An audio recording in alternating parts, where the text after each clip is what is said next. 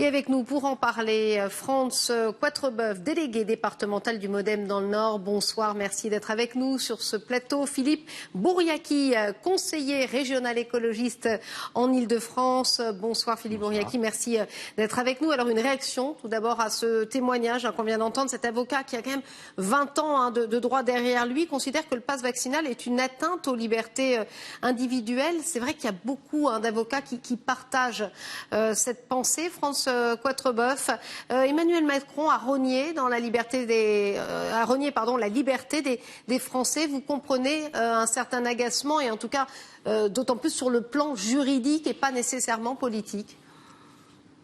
Alors bonsoir à vous. Tout à coup, vous m'avez donné un petit coup de vieux, permettez-moi de vous le dire, puisque j'ai 33 ans d'enseignement en faculté de droit et je me sens donc un sage. Et le sage que je suis peut vous dire que, bien sûr, et je l'ai déjà dit plusieurs fois à votre antenne, les mesures qui sont prises réduisent nos libertés, bien évidemment. Mais pour autant, je pense que nous en sommes tous d'accord. Elles ont été prises, c'est vrai, avec une sorte de précipitation, mais la situation le justifiait.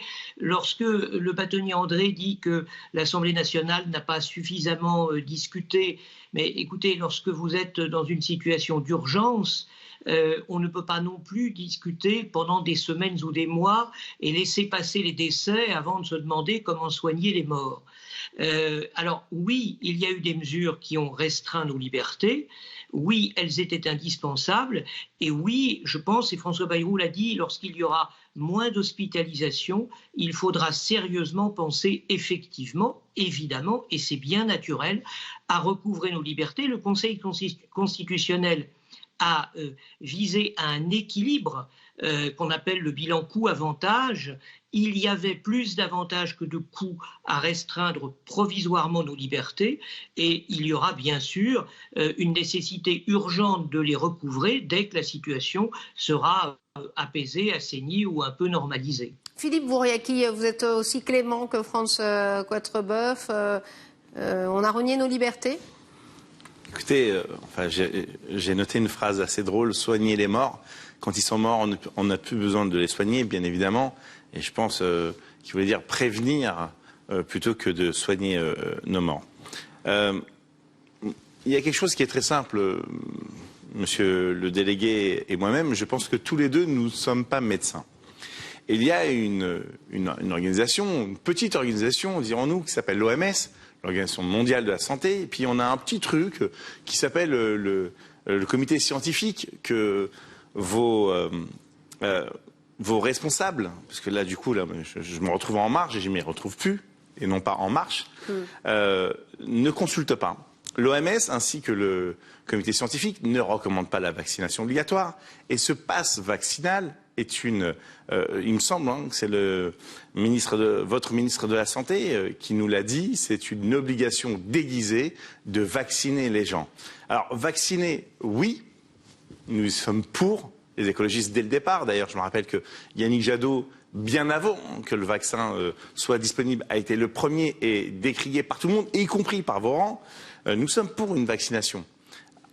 Vaccination veut dire une protection intégrale. Vous ne pouvez pas être contaminé et vous ne pouvez pas contaminer les autres. Actuellement, on nous donne un booster. Alors, pour remettre les choses bien en place, j'ai ma dose de rappel, parce que sinon, c'est une mort sociale, comme a pu l'annoncer le bâtonnier. Et aujourd'hui, j'ai une pensée sincère pour ces millions de Français demain qui vont se retrouver sur le carreau. Et votre clémence, votre gentillesse par rapport à des gens qui agissent en urgence, qui avaient quand même plus d'1 an et 9 mois de recul pour pouvoir intervenir. Donc lorsqu'on agit en urgence comme ça s'appelle de l'amateurisme. Et l'amateurisme aujourd'hui va mettre des millions de Français et de Françaises sur le carreau demain, monsieur. Alors, faut-il restaurer nos libertés? Vous allez nous dire oui, c'est la question en tout cas que l'on vous pose ce soir. Et une première réaction d'Agnès. Agnès qui nous dit toutes ces restrictions n'ont aucun but sanitaire. Bien sûr que nous devons retrouver notre liberté par la force s'il le faut. France Quatrebeuf, comment vous jugez ce genre de sortie? Parce que c'est vrai qu'Agnès, c'est pas la seule. Il y a plein de Français qui estiment que voilà, le but, il n'était pas vraiment sanitaire, il était davantage politique. Vous dites c'est la théorie du complot ou vous comprenez ce genre finalement de sentiments qu'ont certains Français? Alors, trois choses. La première, j'ai vraiment dit soigner les morts. Je voulais dire par là que si on n'avait pas réagi, on n'aurait plus que des morts et qu'on n'aurait pas pu les soigner. La deuxième, oui, l'Organisation mondiale de la santé a préconisé un certain nombre de mesures, et parmi lesquelles, je rappelle qu'au début de la crise, elle disait que le masque n'était pas indispensable. Et le gouvernement, de ce point de vue, lui a fait confiance, peut-être avec un léger excès d'optimisme. La troisième, je comprends l'exaspération. Je ne pense pas que ce soit du complotisme. Je pense en revanche qu'il y a un certain nombre de personnes qui ne font pas confiance au suffrage universel et qui ne sont pas prêts à accepter des décisions qui sont prises par un pouvoir élu démocratiquement. Et je constate d'ailleurs que ces personnes ne font pas confiance non plus à l'élection qui vient. Entre de Mme Arthaud à M. Zemmour, il y a quand même un champ politique assez large. Chacun peut trouver à s'exprimer dans 2 mois. Donc moi, ce que je leur dis, c'est si vous n'êtes pas content, et j'accepte tout à fait que vous ne soyez pas content, eh bien votez pour des adversaires du pouvoir actuel, mais envisagez plus le vote que la réaction violente, et ainsi nous pourrons continuer à vivre en paix. Tout de même une petite question, parce qu'on va passer aussi la parole à un sénateur qui va nous rejoindre dans quelques instants en direct. Aujourd'hui, certes, la France fait partie des pays qui prévoient des allègements, les bars, les transports, les stades, les discothèques, mais paradoxalement durcit le pass vaccinal. La dose de rappel sera réalisée au plus tard 4 mois après la fin du schéma vaccinal initial, jusqu'à 7 mois jusqu'ici. France Quatrebeuf, tout de même, est-ce que c'est justifié alors qu'on sait tous... Voilà, malheureusement, il y a encore des gens qui sont hospitalisés. On ne va pas dire le contraire ici, mais on sait tous qu'Omicron, il y a un peu moins de danger, que le vaccin n'a pas nécessairement été des plus efficaces, comme l'ont dit les scientifiques. Est-ce que c'est toujours justifié le maintien de ce pass vaccinal aujourd'hui ? Alors, vous me posez la question à moi qui ai reçu ma 3e dose à Saint-Malo cet après-midi. Peut-être que ça va vous embêter, dans le fond.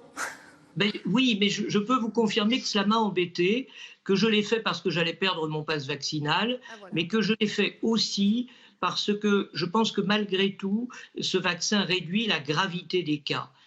Et bien sûr qu'il faudra supprimer le pass vaccinal, mais pour l'instant, il reste encore de très nombreux de nos concitoyens qui sont hospitalisés, et je pense qu'on peut encore tenir 1 mois, 2 mois avant de recouvrer la liberté d'aller boire un verre. Ça n'est quand même pas... nous avons conservé, contrairement à ce que dit le bâtonnier André, la liberté d'aller et venir reste entière, la liberté de culte reste entière. On ne nous a quand même pas privés de tous nos droits fondamentaux, même pas d'ailleurs de nos droits fondamentaux. Heureusement, mais je suis d'accord avec vous. Mais il nous reste 2 mois avant de retourner boire un verre. Écoutez, ce sera tenable quand même. Ça sera les élections, tiens. Alors ça compte, ça gronde aussi du côté LR. 20 sénateurs, les Républicains appellent à lever le pass vaccinal sans délai.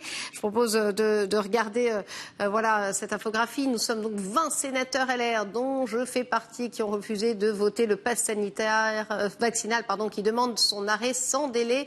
Notre tribune collective est parue aujourd'hui dans le Figaro. Justement, on va être connecté dans quelques instants avec Alain Houpert, sénateur LR de la Côte d'Or, l'un des auteurs de cette tribune.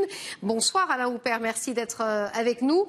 Vous dites-vous que le pass vaccinal se révèle être contre-productif, vous demandez son arrêt immédiat. Pourquoi ne pas suivre le calendrier annoncé par le porte-parole du gouvernement, Gabriel Attal, la levée du pass vaccinal prévue pour fin mars, début avril, s'il n'y a pas de nouvelles vagues? Ça fait trop loin pour vous ? Ça a été dit tout à l'heure, le pass sanitaire, ce n'est pas une mesure sanitaire. Le pass vaccinal n'est pas une mesure sanitaire, c'est une mesure politique. Et là, la ficelle est très grosse. Gabriel Attal dit que par la bonté du gouvernement, on va supprimer le pass vaccinal quelques semaines avant les élections présidentielles. Déjà, qu'en sait-il de l'état de l'épidémie? On sait une chose, c'est qu'actuellement, l'épidémie, on a parlé des morts, ne pas soigner des morts, il y a peu de morts, et puis il y a surtout des morts sociaux. Des morts sociaux, j'ai appelé mon directeur de la SNCF, directeur régional, un directeur régional de la SNCF, 30% des TGV sont déprogrammés. Pourquoi? Parce que les gens ne veulent plus aller dans le train, parce que beaucoup de gens ne veulent pas de cette 3e dose. Et ce pass vaccinal est faussement rassurant.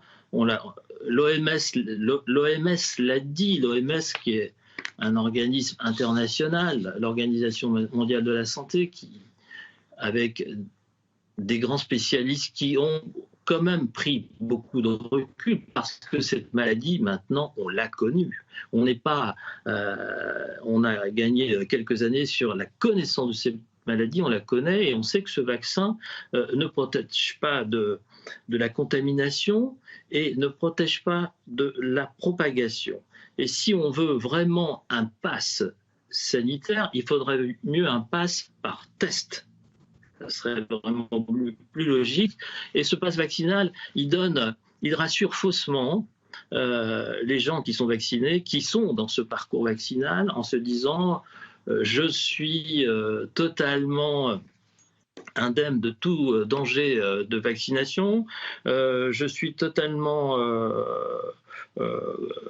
indemne de tout danger. Pardonnez-moi, vous dites en gros le gouvernement doit arrêter, je cite, je vous cite, d'emmerder les Français avec des mesures politiciennes. Et il faut donc lever ce pass, clairement. Comme ils l'ont fait aux États-Unis, au Royaume-Uni, pardon, comme ils l'ont fait au Danemark.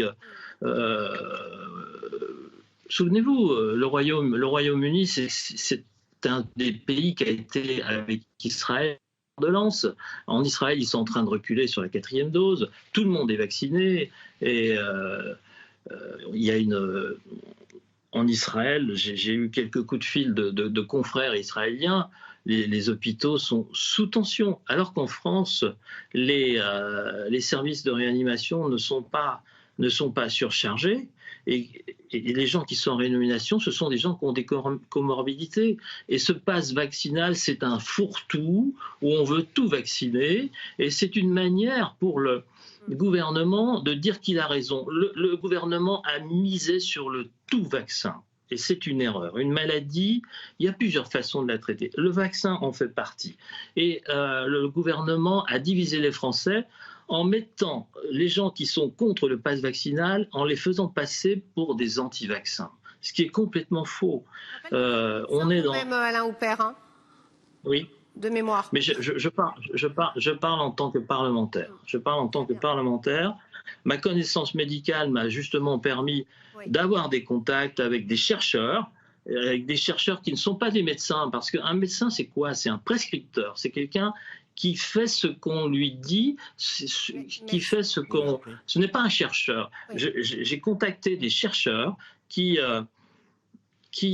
sont les plus amènes de nous renseigner.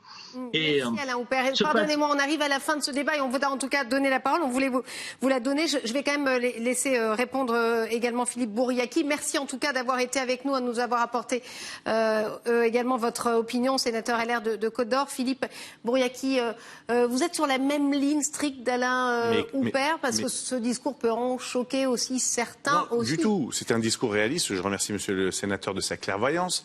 Vous voyez, pourtant on n'est pas de la même obédience et on peut, lorsque les choses vont dans le bon sens, les saluer. Oui, c'est un coup politique. C'est un excellent coup politique, avec le timing incroyable, orchestré, avec une main de maître, disant voilà, 2 semaines avant le premier tour, nous allons lever le pass vaccinal, les masques, etc. Enfin, on a l'impression d'être dans une série hollywoodienne. Moi, je voudrais dire une chose au délégué du MoDem qui soutient énormément cette privation de droit, cette privation de liberté. Personne ne s'est offusqué chez vous lorsque le président de la République a refusé en Russie de faire un test PCR. Personne. Pourtant, c'est la base. Le président Poutine avait tout à fait raison de demander à ce que le président de la République fasse un test de PCR. Alors maintenant, j'entends... Alors les complotistes, c'est plutôt les gens du gouvernement. Non, c'est pour éviter que le président de la République ou que les Russes puissent avoir l'ADN du président. Mais de qui vous vous moquez en disant ça? Les services secrets français, le groupe de sécurité du président de la République ne peut pas récupérer les échantillons, le test juste après. De qui on se moque? Alors on veut faire passer le président Poutine pour un grand despote, mais ici en France, on a aussi le nôtre. Et je ne suis pas sûr que le président Poutine avait tort en demandant une chose basique, celle de faire un test PCR. Donc testons les gens, permettons que les tests soient gratuits, et là, on aura une vraie cartographie de ce qui se passe. Donc assumez votre responsabilité, assumez votre désordre, assumez votre lacune, assumez d'avoir envoyé des blindés devant des citoyens français qui demandaient à avoir la liberté et à augmenter le pouvoir d'achat. On leur a envoyé des blindés. Et je remercie votre rédaction d'avoir été présent sur les Champs-Élysées et partout en France pour montrer la véracité et pas des chaînes pro-macronistes qui ont essayé de nous désinformer pendant tout ce temps-là. Franz Quatrebeuf, le mot de la fin rapidement, s'il vous plaît, parce qu'on est déjà à la fin du débat depuis 1 minute. Mais allez-y. Alors, écoutez. Deux choses. La première, je pense que le chef d'État étranger qui mettra un coton dans le nez du président Poutine n'est pas né. Et de la même manière, un président de la République n'a pas à se faire mettre un coton dans le nez lorsqu'il visite un pays étranger. C'est une question de dignité nationale et d'indépendance. Il se déplace avec son staff médical. Vous êtes en train de nous dire que le président de la République n'a pas un staff médical qui l'accompagne 24 heures sur 24 ? Il n'a pas de compte à rendre sur sa santé envers un pays étranger. Ce n'est pas une question de santé, c'est une question de protection. Vous nous avez bassiné pendant des mois qu'il fallait se faire tester, alerter, protéger. Et lorsque le président Poutine, qui est dans son droit, dans son pays, vous dit ici, en Russie, on se fait tester, vous refusez de le faire. C'est vraiment scandaleux. Vous nous obligez, nous, mais par contre, lorsqu'on vous demande d'appliquer les lois, vous refusez de les faire. Vous venez d'être congédié de votre parti politique en raison de votre violence verbale. Ne tentez pas de me l'infliger. En tout cas, l'objet n'était pas le test de M. Macron lors de sa visite à Moscou, mais voilà. Oui. Allez-y, Franz Quatrebeuf, s'il vous plaît. Voilà. S'agissant des blindés, ce sont des blindés de la gendarmerie. Personne n'a tiré. Quand même. Et je rappelle que lorsque l'Arc de Triomphe n'était pas protégé, on a vu dans quel état il a fini. La moindre des choses, c'est d'assurer tranquillement et sans agressivité le respect des personnes et des biens. C'est ce qui se fait dans un état de droit et ça n'a pas été du tout exagéré. D'ailleurs, il n'y a pas eu de violence particulière. Et je m'en réjouis de part comme d'autre. C'est dommage que je n'étais pas présent sur les Champs-Élysées. Vous aurez vu les violences de quel côté elles étaient samedi soir. Merci messieurs. En tout cas, merci. L'idée était effectivement que vous ne soyez pas forcément d'accord. C'est le jeu du débat. Merci Franz Quatrebeuf. Merci à Philippe Bourriaki également. Merci à vous. Alain Houpert qui nous a rejoint dans ce débat. Merci.